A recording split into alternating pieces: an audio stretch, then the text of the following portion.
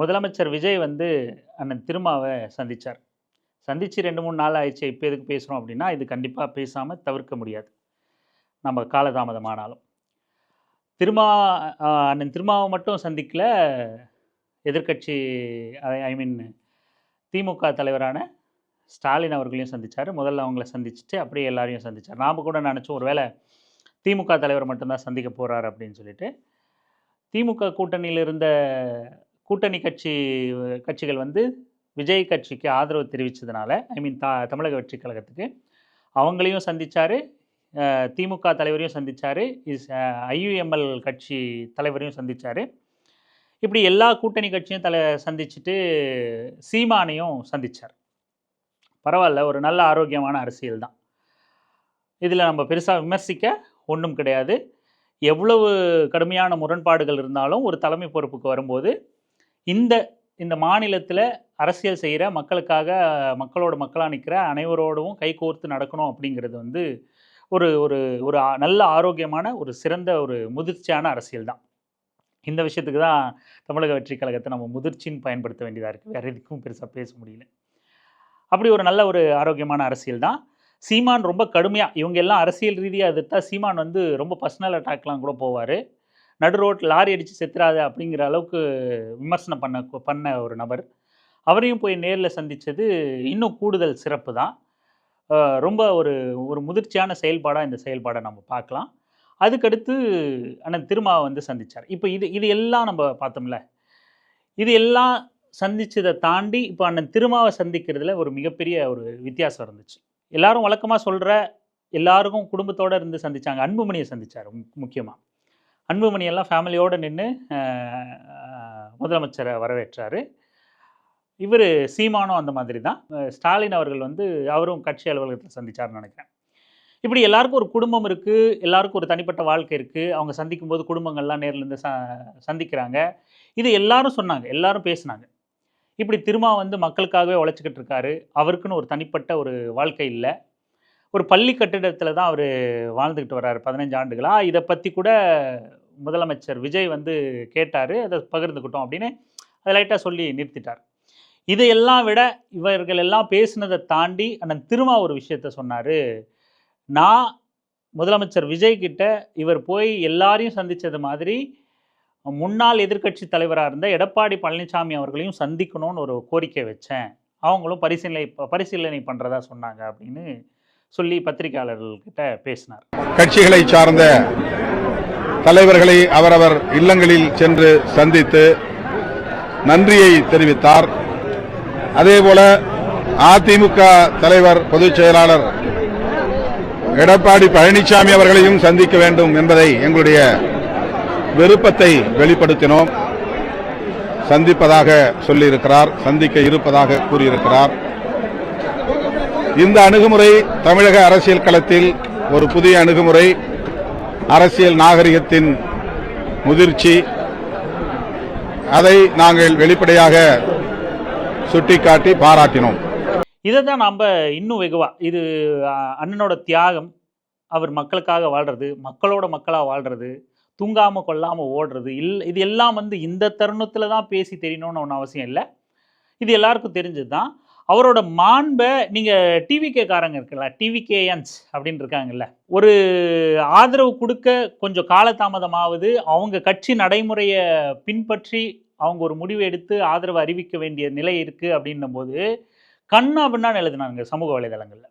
கண்ணா பின்னான்னு மீம்ஸ் போடுறது என்ன, அவரை இழிவாக சித்தரிக்கிறது என்ன, அவரை அருவாலை வச்சு வெட்டுற மாதிரி காமிக்கிறது என்ன, உங்ககிட்ட எல்லாம் நாங்கள் ஆதரவு கேட்டு ஆட்சி அமைக்கணுமா, அப்படியான ஆட்சியை தேவையில்லைன்னு சொல்கிறது என்ன, இப்படின்னு என்னென்னமோ கமெண்ட்ஸ் போடுறது என்ன அப்படின்னு பல கொச்சையான அவதூறான விஷயங்களை, ஆபாச தாக்குதல்களை ஒட்டுமொத்த விடுதலை சிறுத்தைகள் கட்சி மீதுமே வந்து இந்த டிவிகேவோட விர்ச்சுவல் வாரியர்ஸ் வந்து பண்ணாங்க.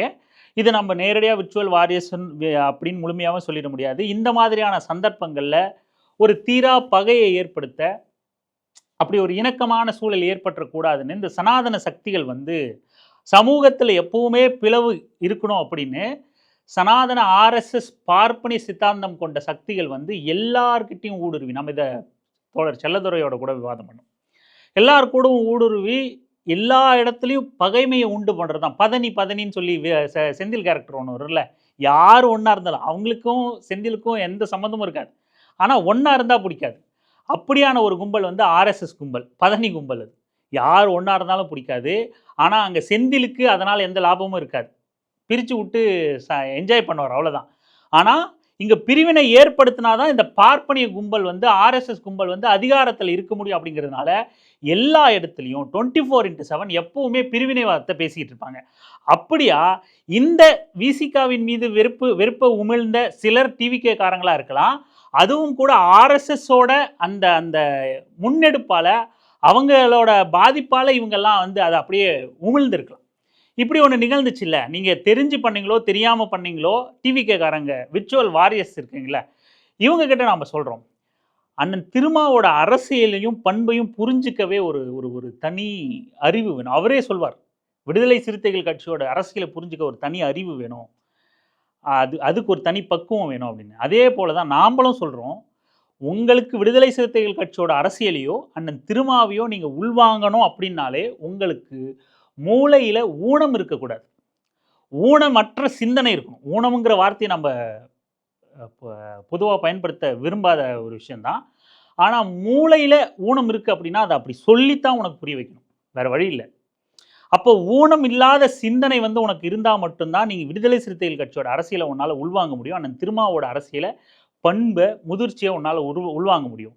எதுக்கு இதை சொல்கிறோன்னா, இத்தனை தலைவர்களை சந்தித்த எல்லாருமே ஓகே, நம்ம எதிரெதிர் அணியில் இருந்தாலும் என்ன அரசியல் பேசினாலும் என்ன முரண்பாடுகள் இருந்தாலும் சந்தித்தோம், முதிர்ச்சியான அரசியலை பகிர்ந்துக்கிட்டோம், வாழ்த்து சொன்னோம், வாழ்த்தை பெற்றோம் அப்படின்னு நடந்திருந்தாலும் இங்கே ஒரே ஒரு தலைவர் தான், ஒற்றை தலைவர் தான், நீ மனசில் வெறுப்பில்லாமல் அணுகுனா தான் இதை உன்னால் புரிஞ்சுக்க முடியும். இந்த ஒற்றை தலைவர் தான் அண்ணன் திருமா தான். இத்தனை பேரை சந்தித்த நீங்கள் முன்னாள் எதிர்க்கட்சி தலைவராக இருந்த முன்னாள் முதலமைச்சராக வேறு இருந்திருக்காரு, அவரையும் சந்திச்சாதான் அது ஒரு நாகரிக அரசியலா, அது ஒரு மாண்பு மிக்கதா இருக்க முடியும் அப்படின்னு சொல்லி அறிவுறுத்திருக்காருன்னா இதை வேற யார் செய்வான்? இந்த அரசியலை யார் பண்ண முடியும்? ஆர்எஸ்எஸ் கார பொதுவெளியில வந்தாலும் பொதுவெளியில சந்திச்சுக்க கூடிய சூழல் ஏற்பட்டாலும் அவங்களோடையும் பேசத்தான் செய்யணும். நாகரிக அரசியல் இதெல்லாம் வெளியில தனி மனிதர்கள்கிட்ட எந்த பகையும் கிடையாது, நட்பாதான் பழகணும் அப்படிங்கிற ஒரு அரசியலே முன்னெடுத்த ஒரு தலைவர் தான் அண்ணன் திருமா. இதே ஆர்எஸ்எஸோட முன்னாள் அமைப்பு செயலாளராக இருந்த கேசவ விநாயகம், அண்ணாமலை இவங்கெல்லாம் கூட ஒரு இயல்பாக ஒரு இடத்துல சந்திக்க நேரிட்ட போது கூட கேசவ விநாயகம் உட்பட அனைவரும் கிட்டேயும் அண்ணன் திருமா வந்து ரொம்ப இயல்பாக பேசி பழகியிருப்பார். காரணம் என்ன அப்படின்னா, நாங்கள் எந்த தனிநபர் மீதும் வெறுப்பு இல்லை, எங்களுக்கு எந்த தனிநபர் மீதும் பகை கிடையாது. அவர்கள் பேசுகின்ற, அவர்கள் சுமக்கிற அந்த கொள்கை மீது தான் எங்களுக்கு பகையோ முரண்பாடோ ஏற்போ எதிர்ப்போ அப்படின்னு சொல்லி தொடர்ந்து பேசக்கூடியவர்.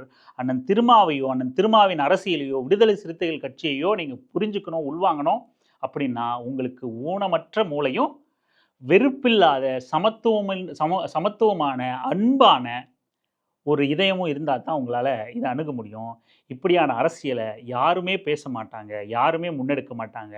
அதுவும் குறிப்பாக ஒரு தேர்தல் அரசியல் இருந்துக்கிட்டு அக்கறையோட தேர்தலுக்கு முன்னாடி இருந்துக்கிட்டு பாஜகவோட கூட்டு சேர்ந்தால் அதிமுக அழிஞ்சு போயிடும், அதிமுக கடுமையான பின்னடைவை சந்திக்கும், கடுமையான பிளவை சந்திக்கும், அது கிட்டத்தட்ட அழிவை நோக்கி நகரும், அழிக்கிற வேலையை பாஜக செய்யும்னு எச்சரிச்சுக்கிட்டே இருந்தார். திருமாவளவனுக்கு என்ன அதிமுக மேலே அக்கறைன்னு அதிமுக காரங்க பேசினாங்க. இன்னைக்கு அதிமுக செதஞ்சுக்கிட்டு.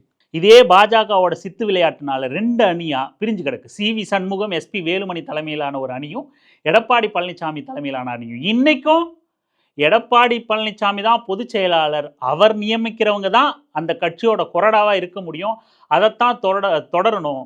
முதலமைச்சர் விஜய் தவறான முடிவு எடுக்கக்கூடாது, அந்த ஆளுகின்ற அரசு தவறான முடிவு எடுக்கக்கூடாதுன்னு இன்றைக்கும் அதிமுக பக்கம் நிற்கிறது, எடப்பாடி பழனிசாமி அவர்கள் பக்கம் நிற்கிறது விடுதலை சிறுத்தைகள் கட்சி. தோழர் ரவிக்குமார் தான் அறிக்கை விடுறார். அன்னைக்கு இதே எடப்பாடி பழனிசாமி தான் அண்ணன் திருமாவை விமர்சித்து பேசினார். திமுக விட்டு விலகி வராமல் திமுக கட்டுப்பாட்டில் இருக்காரு அண்ணன் திருமா அப்படின்னு சொல்லி பேசினார்.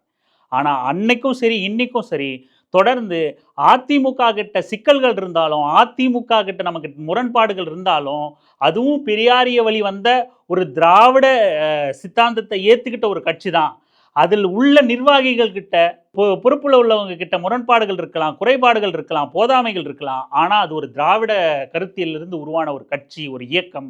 அது அழிஞ்சு போயிடக்கூடாது. அதிமுகவின் தேவை தமிழ்நாட்டிற்கு மிக மிக அவசியமானது.